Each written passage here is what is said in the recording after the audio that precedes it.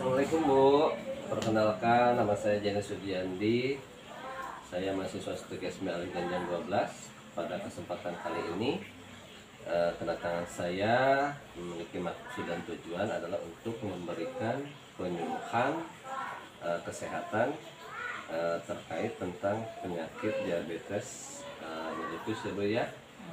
Karena berdasarkan informasi yang kami peroleh bahwa keluarga ibu banyak yang menderita penyakit gula ya Bu ya. Oke. Ibu izinkan saya memberikan penjelasan terkait tentang penyakit gula.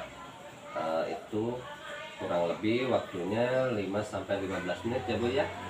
Adapun media yang mau kami gunakan di sini menggunakan media leaflet ya Bu ya. Untuk lokasinya di rumah ibu ya Bu ya. Ini media leafletnya ibu bisa baca.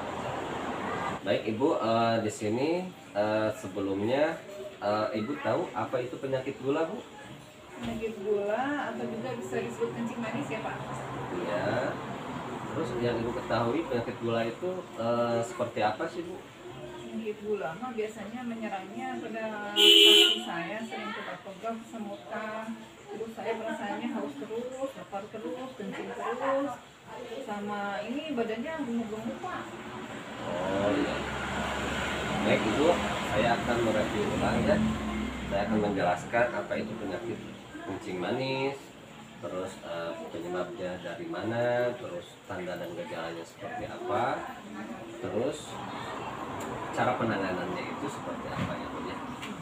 Kencing manis atau diabetes mellitus itu merupakan penyakit kronis ya Bu ya, yang ditandai dengan peningkatan kadar gula atau hiperglikemi ya Bu ya, di mana akibat terjadi kerusakan sel pankreas ya. Jadi sel pankreas itu ada di sini Bu, di daerah perut ibu ya, daerah perut ya. Di situ dimana kadar pankreas itu akan memproduksi yang namanya hormon insulin Bu ya. Jadi hormon insulin itu bertugas untuk mengontrol kadar gula darah ya Bu ya. Jadi ketika ibu mengkonsumsi makanan, baik yang minuman yang rasanya manis atau makanan yang mengandung karbohidrat ya, itu akan dikontrol oleh hormon insulin ya.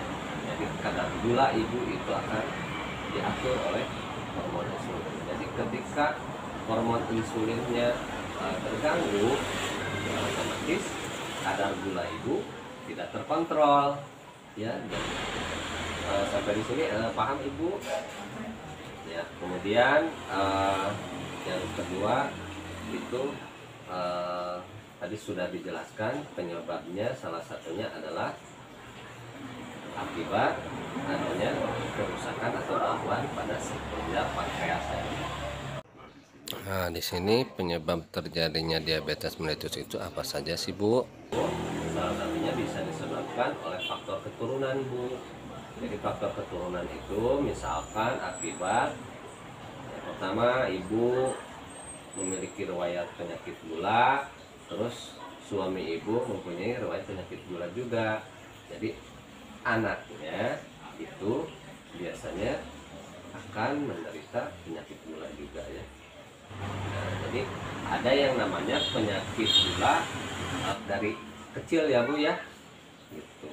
Jadi disebutnya penyakit gula atau diabetes mellitus tipe 1 ya. Jadi itu biasanya keluhannya anaknya itu dari kecil sampai dewasa ya Bu ya. Jadi kerusakannya itu sifatnya biasanya permanen Bu gitu. Jadi karena itu faktor keturunan sehingga ibu sering lihat mungkin ya Bu ya, anak itu biasanya badannya kurus ya. Kemudian biasanya dia ketergantungan insulin ya Bu ya. Jadi ada yang sampai usia remaja itu dia disuntik terus pakai insulin ya Bu ya. Jadi biasanya karena faktor keturunan. Terus yang kedua adalah penyakit gula atau diabetes mellitus. mellitus tipe 2 Bu. Penyakit diabetes mellitus tipe 2 itu biasanya menyerang umumnya menyerang pada usia di atas 45 tahun. Penyebabnya dari apa? Penyebabnya biasanya dari pola makan yang salah atau pola kebiasaan hidup yang tidak baik gitu ya. Misalkan ya tadinya sering mengkonsumsi makanan yang manis-manis atau yang mengandung karbohidratnya berlebihan ya Bu ya, atau makanan-makanan yang mengandung pengawet ya Bu ya, sehingga terjadi kerusakan pada insulinnya gitu. Pada karbohidrat pankreas. Terus yang berikutnya ada faktor kegemukan Bu. Misalkan akibat ibu terlalu gemuk ya itu juga akan beresiko Bu.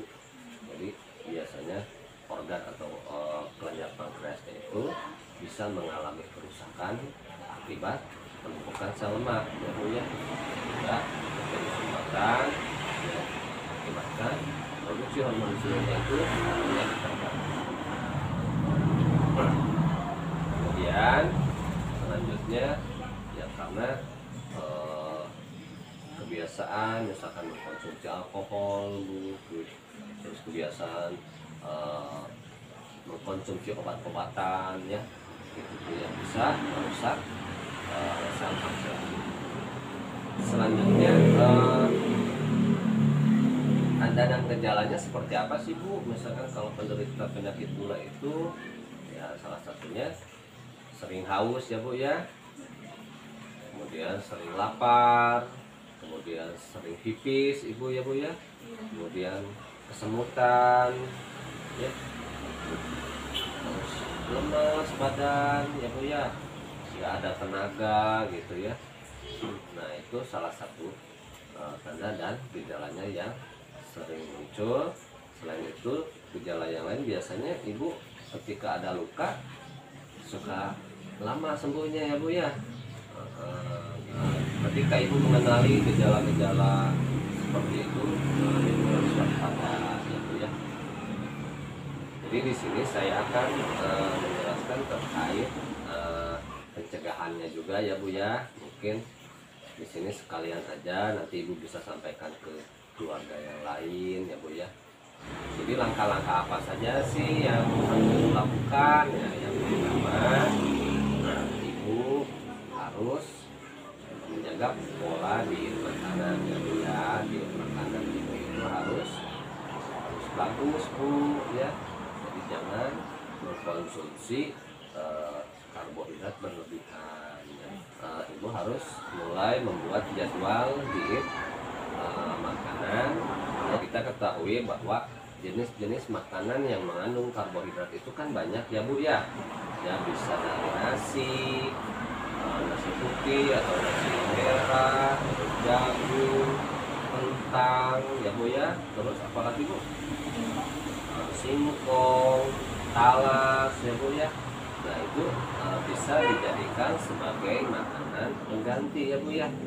Jadi Ibu mulai dari sekarang misalkan Ibu hari Senin Ibu menjadwalkan misalkan makanan karbohidratnya itu adalah nasi putih ya, nasi putih dengan takaran tertentu ya Bu ya.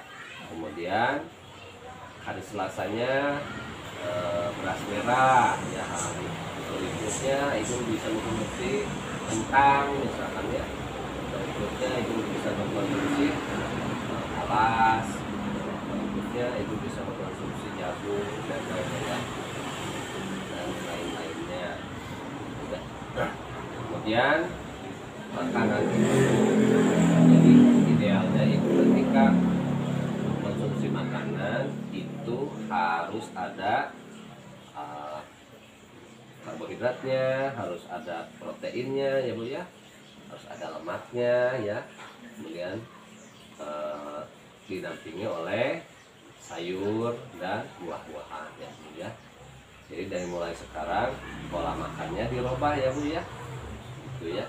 Karena kan kita tahu bahwa kebiasaan masyarakat di kita ya Bu ya, itu itu kadang-kadang karena faktor ketidaktahuan dia banyak mengkonsumsi makanan yang mengandung karbohidrat secara berlebihan ya. Misalkan ibu makan nasi, kemudian makanan yang lainnya ada mie goreng ya, terus ada apa, sambal goreng kentang ya, ditambah perkedel kentang ya, tambah lagi bihun, tambah lagi pakai gorengan ya teman. Jadi semuanya itu numpuk karbohidrat ya Bu ya. Nah nanti mah dirubah ya Bu ya, jadi ada karbohidrat, ada proteinnya, ada lemaknya ya, ada sayurannya, ada buah-buahannya ya. Ini adalah dari keteraturan kontrol pengobatan gula ya Bu ya, ke pelayanan kesehatan. Jadi ibu bisa menjadwalkan kontrol kesehatan ibu, misalkan untuk mengecek kadar gula ibu itu baik ke puskesmas atau ke rumah sakit terdekat ya Bu ya. Biasanya ibu kontrol gulanya dalam 1 bulan berapa kali Bu? 1 bulan sekali ya. Terus ibu pernah tinggi kadar gulanya sampai berapa Bu? Sampai 300 ya Bu ya. Terus obat-obat gulanya kira-kira ibu teratur diminumnya? Iya, saya minum setiap hari karena kan bisa udah. Jadi intinya ibu harus rutin kontrol ya, kemudian meminum obatnya secara teratur ya Bu ya. Kemudian yang berikutnya adalah melakukan aktivitas atau olahraga ya Bu ya. Olahraga salah satunya fungsinya untuk menurunkan kadar gula ya Bu ya. Jadi dengan aktivitas olahraga itu bisa membakar kalori ya Bu ya. Jadi dengan ibu mengeluarkan keringat dan diharapkan kalori atau penumpukan kadar gula dalam tubuh itu bisa ditekan ya Bu ya, sehingga kadar gula ibu jadi stabil ya. Jadi ibu bisa diterapkan ya gitu. Karena kita ketahui bahwa komplikasi yang ditimbulkan dari penyakit gula itu ya bisa menunjukkan gejala yang ringan sampai yang berat Bu ya.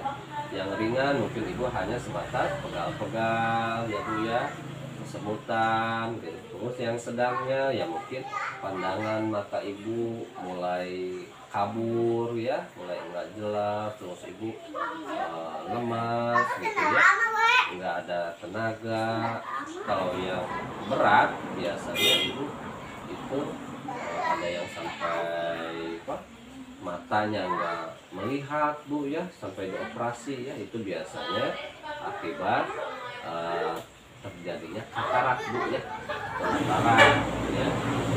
Kemudian amputasi Bu ya, akibat sumbatan pembuluh darah kecilnya oleh penumpukan kadar gula ya. Dan terjadi kematian jaringan yang akhirnya amputasi ya, kaki, tangan ya Bu ya.